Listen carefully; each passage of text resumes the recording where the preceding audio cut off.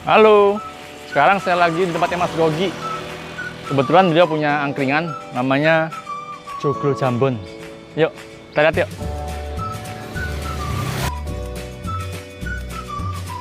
Nah, kebetulan nih warungnya Mas Gogi lagi tutup karena bertepatan dengan Hari Raya Waisak. Yuk, masuk yuk.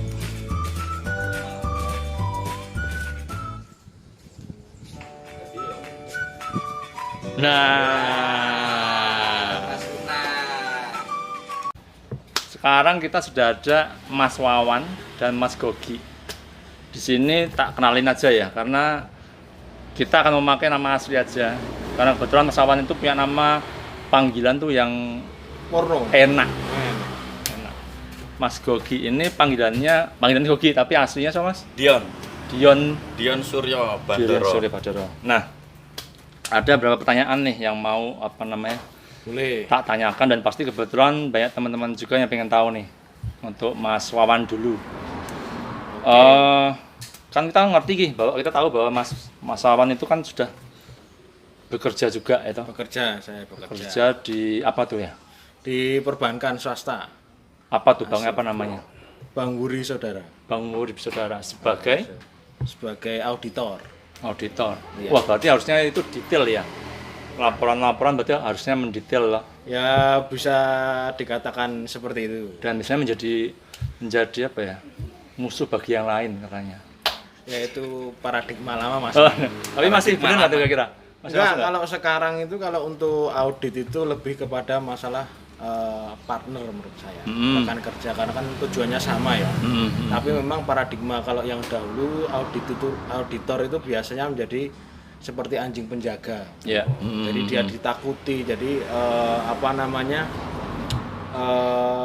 jadi semua orang itu kalau bertemu dengan auditor itu terkesan sangar atau terkesan takut, atau malah nanti dia akan sembunyi-sembunyi, malah terbuka. Tapi seiring dengan perkembangan waktu, auditor itu untuk sekarang polanya berubah menjadi partner, karena tujuannya, karena saya audit internal, tujuannya kan sama-sama terkait tujuan perusahaan ya. Jadi hanya job desk-nya aja berbeda, masing-masing mempunyai porsi yang masing-masing. Ya. Auditor itu lebih pada mengarahkan pada prosedur dari jalankan apa belum, terus kalau misalkan nanti ada permasalahan ya untuk meminimalisir risiko. Jadi pengawasan, dual kontrolnya bisa jalan biar semuanya itu kan. Ada beberapa yang mungkin dari sisi operasional belum tahu, tapi dari si auditor mungkin lebih mengerti terkait mitigasi risiko agar tidak terjadi hal-hal yang tidak diinginkan. Mungkin seperti itu. Mitigasi risiko.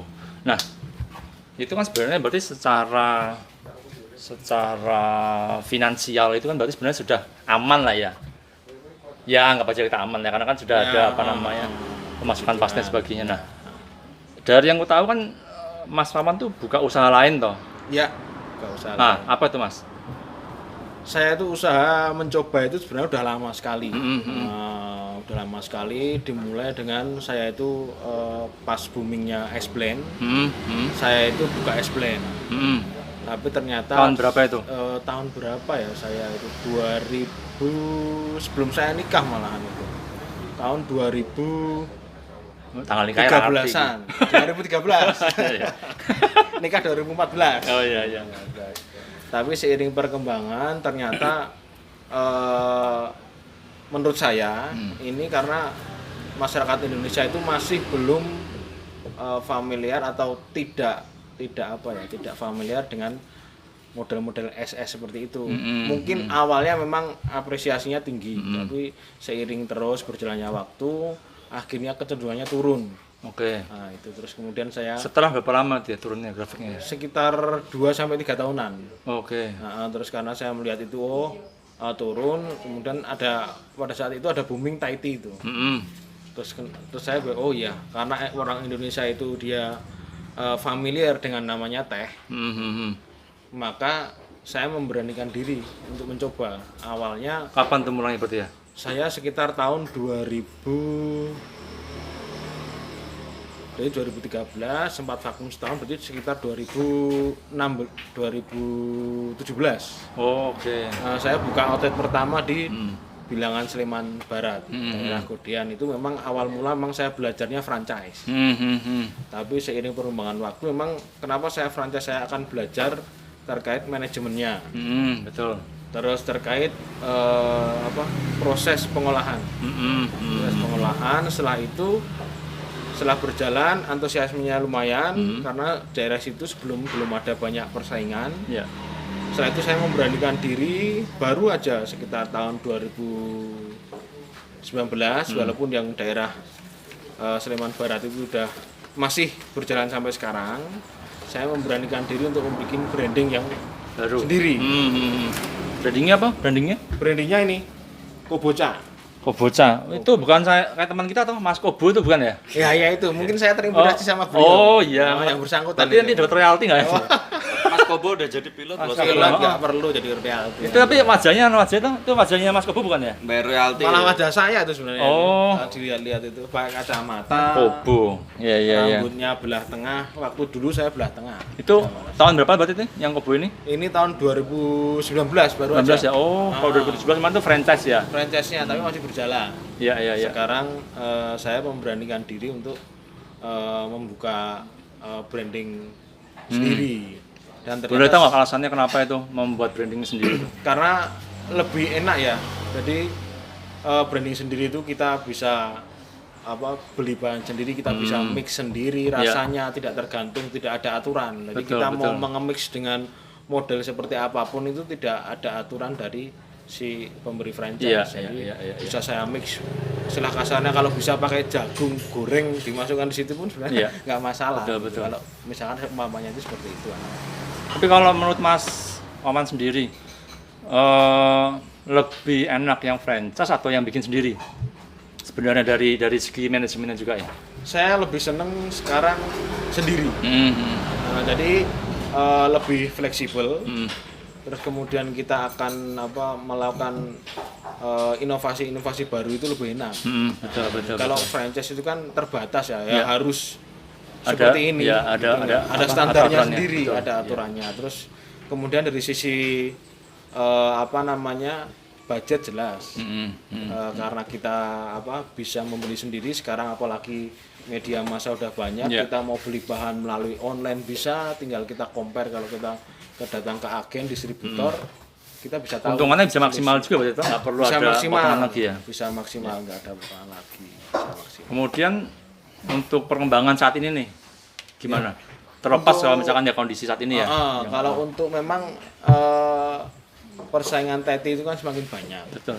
Tapi bagaimana saya itu membuat TT ini menjadi laku dibandingkan dengan yang lain, karena ada merek-merek franchise yang lain itu memang secara nama mereka sudah menang duluan, tapi dari rasa sebenarnya menurut saya nggak beda jauh atau bahkan sama rasanya. Mungkin bisa dikatakan saya bisa berani lebih enak karena takarannya kan otomatis bisa saya mix sendiri. Kalau untuk franchise mungkin bisa sudah harus seperti itu, standarnya seperti itu. Jadi lebih enak ini sih. Kalau tantangannya memang setelah saya buka biasanya itu terus kemudian lingkungan sekitar itu tiba-tiba muncul. Latah. Ya, latah. Jadi seperti yang waktu di daerah Godean, Sleman Barat itu tiba-tiba muncul banyak itu sekarang. Memang itu pengaruh, tapi menurut saya sih namanya bisnis ya terserah ya. Maksudnya memang rezeki itu nggak kemana, yang penting kita itu inovasi. Terus bagaimana pelayanannya. Terus kemudian yang paling penting itu adalah jaringan komunitas itu. Ada rencana itu nggak menambahkan usaha kopi? Kan kopi banyak tuh, kopi yang romantis itu loh. Ada rencana nggak tuh? Memang itu sekarang saya memang lagi mencoba-nyoba untuk kopi. Mencoba-coba untuk kopi. Memang saya kok senang bisnis minuman karena saya itu kan bekerja. Jadi tidak bisa melakukan full untuk pengawasan. Kalau terkait minuman itu lebih mudah dalam hal kontrol. Jadi suatu saat kalau karyawan itu akan melakukan kecurangan, lebih mudah melakukan dari botolnya jumlah itu keluar botol dari gram-gramannya itu harusnya dari misalkan katakanlah 100 gram itu bisa jadi berapa gelas, Iya, itu kan iya. kelihatan. Itu pasti kelihatan. Saya pernah itu ternyata ada yang tumpah terus dia nggak berani. Sebenarnya saya nggak Oh, mempermasalahkan iya, iya. itu untuk karyawan, cuman terkait kejujuran. Saya Kejujuran, itu sih. betul. Jadi kenapa saya milih minuman, karena pertama saya nggak bisa full ngawasin karena saya mobile untuk wilayah Jawa Tengah dan Jogja untuk pekerjaan inti saya. Terus kemudian untuk pengawasan lebih mudah dan tidak mudah busuk ya kalau makanan. Betul, Kalau betul. makanan yang anu kan saya harus memikirkan fokus. Karena saya masih belum bisa 100% untuk terjun langsung di dunia usaha ya. Saya mencoba belajar di situ dari manajemennya. Nanti saya pengennya juga seperti yang dikatakan Mas Una. Kopi itu saya juga pengen. Saya sekarang sudah mencari-cari formulanya. Saya pengennya sih kopi-kopi lokalan aja. Betul. Jadi itu mengangkat petani-petani lokal. Iya. Kemarin saya sudah beberapa kali datang ke Temanggung, tapi masih mencoba mengolah. Nanti Iya. belum dapat feel-nya ini. Kalau masalah karyawan itu gampang nggak sih nyari karyawan itu? Nah, itu karyawan itu memang gampang-gampang susah. Saya sudah ganti 3 kali. Memang yang pertama itu memang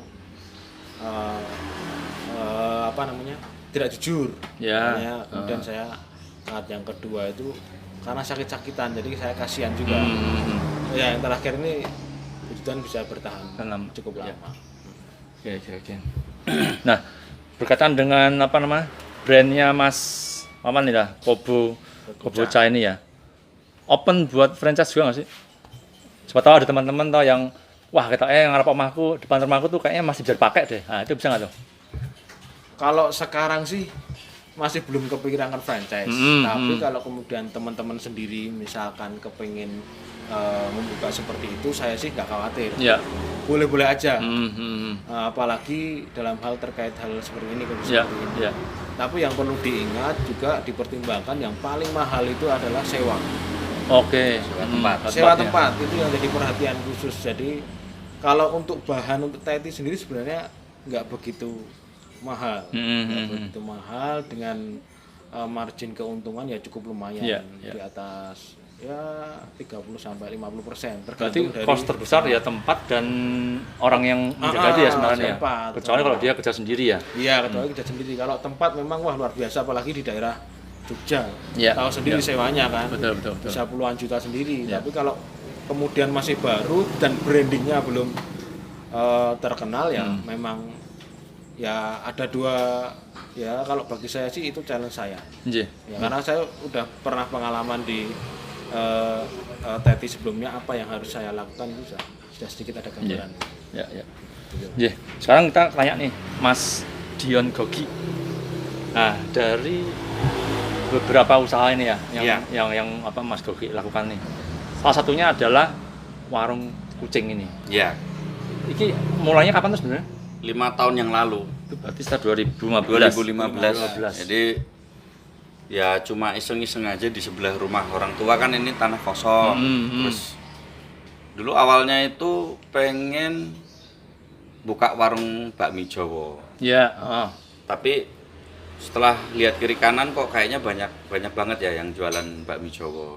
Oke. Akhirnya saya sebenarnya juga nyolong ide sana sini ya. Dulu zaman kuliah di kampus saya ada kantin tempat nongkrongnya anak-anak. Nah, akhirnya konsepnya sebenarnya di sini lalu jadi semacam food court buat nongkrong. Ya. Gitu sih. Terus ya udah, kenapa jomblo? Awalnya mau saya buat bangunan permanen, tapi hitung-hitungan biayanya kok jadi banyak banget. Untuk Ini berarti tadinya ini kosong ya? ini tanah kosong, ini Tadinya tanah kosong kosong. ya? Sebelah rumah kan rumah orang tua. Ya kita manfaatin aja, ada tanah kosong, saya sewa, cari pemiliknya siapa. Kebetulan kok pemiliknya baik, akhirnya beliau malah senang tempatnya ditempati, artinya tanahnya dipakai buat usaha, jadi rame, ya udah. Produktif jadinya ya? Produktif. Nah, terus ini joglo juga joglo bekas, dapatnya dulu di Kebumen. Habis berapa waktu itu? Kalau sama Tukangnya tuh? ya bongkar pasang itu sekitar 25-an. 25 jutaan ya? 20 ya, total 25 sampai 30 juta lah. Tapi kalau bangunan permanen saya hitung-hitung dulu hampir 100. Ya, ya, ya. Artinya untuk usaha kecil dengan modal segitu kok terlalu beresiko ya. Tapi malah lebih menarik kayak gini sebenarnya ya. Ya, Kalau kita berpikir apa namanya pakai unik. bangunan yang apa yang Tembok lah. tembok malah Ya. kurang pas, tapi ini masih jadi enak. akhirnya karena jomblo terus mungkin suasananya jadi terkesan seperti di rumah sendiri ya. Jadi iya. pelanggan-pelanggan nyaman. Ya. Umi. Homey. Nah, kemudian untuk maksudnya pemasokan dari apa? Apakah masak sendiri kah atau Ya, kalau yang minuman kita memang buat sendiri. Tapi kalau yang makanan kebanyakan titipan Ya, dari ya, ya. dulu awalnya juga saya keliling-keliling ke pasar-pasar nyari orang yang supply nasi kucing. Lama kelamaan semakin ramai banyak yang titip makanan macam-macam ya, cemilan ya, apa nasi kucing, nasi tuna, macam-macam lah komplit akhirnya. Ya, ya, ya. Jajan pasar ada di sini. Tapi ya juga nggak jadi repot ya karena apa? Betul. Tinggal bikin minumannya aja ya. Iya, karena pengalaman saya udah usaha kuliner sudah berkali-kali dan alhamdulillah saya juga bangkrut berkali-kali. Oh iya, nggak apa. Jadi belajar dari belajar. pengalaman itu Betul, akhirnya betul. yang kita manage itu hanya tempat dan minumannya ya. Mm-mm. Kalau makanan di sini itu titipan aja. Oh iya, iya, iya. Berapa kali gagal, Mas? Nggak bisa ngitung ya, soalnya udah terlalu banyak gagalnya. Oh, sudah berapa tangisan yang dikeluarkan, Mas? Sudah nggak ada air mata lagi karena sudah terlalu sering. Kalau liur, Mas? Kalau liur masih bisa, masih bisa. Nah, berarti apa namanya? Sekarang sudah ada yang nyetok-nyetok itu ya? Ya, setiap hari. Jadi ternyata saya juga baru tahu bisnis angkringan itu memang bisnis jaringan juga. Jadi ada yang misalnya spesialisnya dia nyetok ini sate telur puyuh. Oh, itu nggak langsung semuanya satu orang itu bukan ya? Berarti ada beberapa pihak. Jadi itu ada ya? satu orang, iya. Jadi ada satu orang yang spesialisnya memang sate telur puyuh. Dia bisa titip di 30 angkringan. Oh, oke. Sate usus, dia bisa titip di 10 angkringan Iya, lainnya. iya. Dengan begitu kan apa ya? Bahasa saya kita sharing modal dan sharing resiko ya. Iya. Gitu. Mungkin di tempat saya nggak terlalu ramai, tapi dia dengan menitipkan di angkringan yang lain dia dapat menutup, dapat penghasilan juga. Iya. Gitu. Saya juga nggak kebebanan modal. Betul. Gitu. Kerupuk, ya cemilan macam-macam, cemilan, donat, jajan pasar. Iya. Setiap hari ada. Berarti kalau hari biasa tuh full berarti sebenarnya ya? Full. Tiap hari full. Buka dari jam 8 sampai jam 12 malam. 8 sampai jam 12 malam. Jam 7 pagi 7 sampai pagi. jam 12 malam. Tapi kalau Itu- corona beda kan ya Mas? Ya? Corona kita Oh. slow down dulu. Iya. Itu jam 7 tuh sudah lengkap atau belum? Sudah lengkap. Sudah lengkap. Jadi pagi-pagi itu sudah ada yang banyak yang titip nasi kuning, terus nasi bakar. Iya, Jadi buat sarapan orang-orang kerja tuh bisa lah. Itu kalau saya baru tahu tuh kalau kita kategorikan tuh pangsa pasarnya atau konsumennya tuh dari kalangan mana ya? Kalau pagi sampai sore biasanya profesional ya, orang-orang kerja, sales-sales, Oke. orang kantoran. Terus di sekitar sini juga banyak ada sekolah, ada di Ring Road situ ada gudang, jadi universitas. Jadi Transit kalau, ya orang di sini betul ya? transit. Tapi mayoritas kalau hari biasa itu teman-teman sales ya biasanya, Iya, karena mereka nggak punya ruangan buat bekerja, jadi mereka pagi absen, kantornya deket-deket sini, terus ngopi dulu di sini, mungkin gorengan 1-2 biji. Itu pagi udah ada yang Pagi nongkrong? sudah ada yang nongkrong. Nanti itu ritmenya selalu begitu, sampai akhirnya nanti jam 10 sampai jam 12 itu biasanya agak sepi. Oke. Ya, mereka nanti ngantor jam semua. 12 sampai jam 2 rame lagi. Jam makan siang. Jam makan siang, orang istirahat dari kantor. Terus nanti jam 2 sampai jam 4 sepi lagi, terus jam 4 sampai jam 6 rame, orang-orang pulang kantor nongkrong dulu, ngobrol sama Oke. teman-temannya di sini. Iya. Tuh. Kalau setiap hari kayak gitu capek nggak tuh sebenarnya? Pak, belajar dari pengalaman. Artinya saya berusaha gimana caranya bisnisnya jalan tapi ownernya bisa jalan-jalan. Iya. Jadi nggak capek lah. Udah kita manage, kebetulan kita punya banyak tenaga Iya. yang itu anggota keluarga semua. Oh, iya. Jadi iya. bisa buka sampai malam. Nggak terlalu Ya. capek sih. Berarti lebih ya pembagian tugas ya. Pembagian tugas. Kalau sendiri jam 7 sampai jam 12 ya. Dulu awal-awal saya buka warung begitu. Saya Iya, selama kurang lebih 4 sampai 6 bulan itu setiap hari sama istri saya sendiri berdua. tuh. Iya. Awal-awal tuh ya. Awal-awal buka dari pagi sampai malam. Dan hidup saya di warung, saya bisa Iya. bilang gitu. Sekarang udah jalan, udah bisa saya tinggal-tinggal. Nah, kalau dari para konsumennya nih, Iya. feedbacknya apa sih biasanya? Ada nggak sih ya masukan lah, atau mungkin kritikan, atau mungkin mereka butuh internet atau apa gitu? Banyak. Yang jelas tempat ini jadi tempat buat beberapa komunitas ya. Yang memang sudah seperti keluarga juga buat saya. Jadi saya kenal baik dengan mereka. Ya. Tempat ini biasanya dipakai buat arisan RT, Oh, arisan ibu-ibu, terus acara reuni Ya, teman-teman SMP. Biasanya kalau bulan puasa gini dipakai, kalau nggak ada Pas buka bersama kondisi tuh ya? biasanya dipakai buat apa? Buka puasa bersama. Ya, ya. Terus kalau malam komunitas biasanya teman-teman klub motor. itu mereka order dulu atau langsung datang aja? Biasanya kalau banyak mereka pesan dulu. Mereka pesan tempat aja. Artinya kan mejanya biar saya siapkan. Kalau makanannya ya sama kayak Ya. biasanya, pesen biasa apa gitu. Tapi ada ramesan tuh Mas Gogi. Kan saya sering makan ramesan di sini juga. Iya, kalau banyak memang menu berarti ya? ada permintaan bisa kita siapkan. Kayak kemarin waktu kita temu itu ya? Ya. Kita ngumpul itu ya? Ramesan, By request. Tuh, by request. Indomie. Seharusnya sudah umum ya? Sudah umum Pasti tapi udah banyak ada peminatnya dulu. kok. Iya. Kalau malam juga banyak anak-anak kos itu.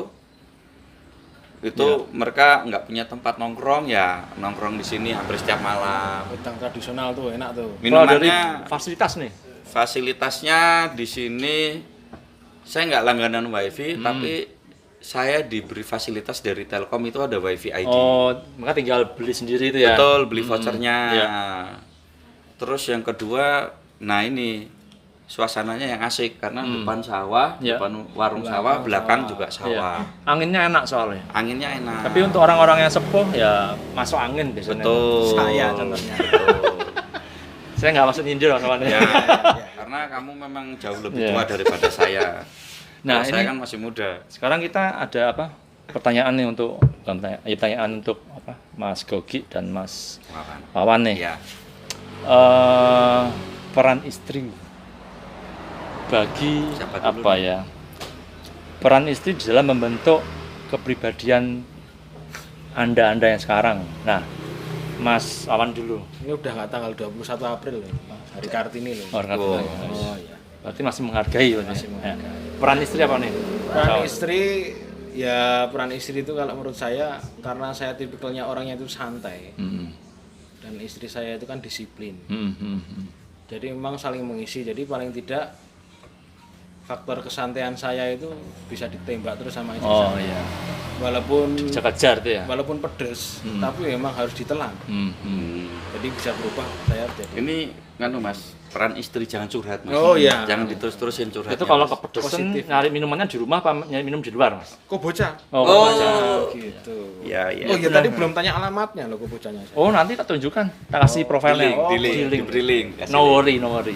Nah, kalau Mas Gogi. Kalau saya sih, Wah, ada istrinya ya? Iya. Ya bagus-bagus, Mas. kalau saya sih peran istri sangat berpengaruh ya. Artinya ya sudah hidup berumah tangga sekian belas tahun, jadi ya susah senang ya Iya. ditanggung bersama. Sekarang malah warung ini, kalau saya boleh bilang, operasionalnya yang pegang istri saya semua. Oh iya, emang seperti itu bagusnya, Mas. Kalau Ya, wanita tuh lebih rapi ya. Kalau Iya. laki-laki yang megang saya agak ragu sih. betul. Santai tadi itu. Ya, Kayak saya itu tadi. Nah, kemudian sebagai penutup nih, buat apa ya, final statement lah ya, Iya. buat teman-teman atau orang-orang yang mau memulai usaha. Kira-kira apa sih yang diperlukan tuh untuk kita memulai usaha, untuk berani memulai usaha? Apa, Mas Wawan dulu? Oh, saya dulu. Ya pertama itu keberanian. Itu faktor utama. Terus yang kemudian memang banyak orang yang mengatakan modal itu nomor sekian, tapi memang itu harus jadi perhatian kita juga. Ya. Jangan sampai kapasitas kita sudah mengeluarkan modal terlalu besar, tapi ternyata kita itu nggak bisa menjangkau. Walaupun bisnis itu menghasilkan keuntungan yang gede, tapi kalau kapasitas kita itu belum mampu, ya kita harus menyesuaikan lah, menyesuaikan. Jadi jangan sampai beberapa yang saya lihat misalkan itu sudah glamor di awal, tapi dia tidak mempersiapkan terkait kayak tadi jaringannya, terus kita itu pangsa pasarnya di lingkungan sekitar seperti apa, itu malah nanti jadi bumerang buat kita. Jadi kalau misalkan masih mau belajar ya kita belajar memang harus mengukur kapasitas kita. Itu sih. Berarti mengenali diri dulu ya. Mengenali diri dulu. Potensinya kita seberapa, kita pertimbangkan semua perhitungannya, jaringan, kekuatan modal dan sebagainya itu ya. Itu juga. Jadi itu kalau menurut saya tadi jangan sampai kita itu bunuh diri udah mengeluarkan duit yang banyak, tiba-tiba salah perencanaan kita nggak belum kuat kenal ini, sama belum diri kenal. sendiri. Seperti tadi saya juga udah bisnis minuman itu udah lama. Sempat kan bukan Thai tea awalnya juga akhirnya tutup. Karena ya ternyata ternyata saya melihat tehnya itu kan Indonesia sudah umum kan. Kalau teh itu sudah sehari-hari itu cuman dimix sama susu aja sih sebenarnya. Itu sih menurut saya. Mas Gogi. Jadi pertanyaannya apa ya? Itu yang tadi Mas. Ya kalau mau mulai bisnis sih saya pikir justru kita pertama berani action ya. Jangan cuma berani membuat rencana tapi action. Dan memulai dari hal-hal yang sederhana saja dulu. Lebih baik begitu daripada kita punya rencana yang terlalu muluk. Tapi nggak jalan-jalan. Tapi nggak jalan-jalan gitu loh. Memulai semuanya dari hal yang sederhana, tapi tetap fokus dan konsisten. Itu sih kalau pengalaman saya. Siap. Bagus sekali. Jadi jangan banyak ngomong. Kerjakan aja. Betul. Oh, siap. Ya kudu ngomong, dodolan piye. Iya, jangan banyak ngomong maksudnya. Oh iya. Jadi terima kasih loh nih atas informasinya. Sama-sama. Saran-sarannya. Dan nanti di bio kita nanti akan ada kok Omah Rumah Jambon ya, Joglo Jambon sama Instagram Coboca. Bye bye, matur nuwun. Terima kasih.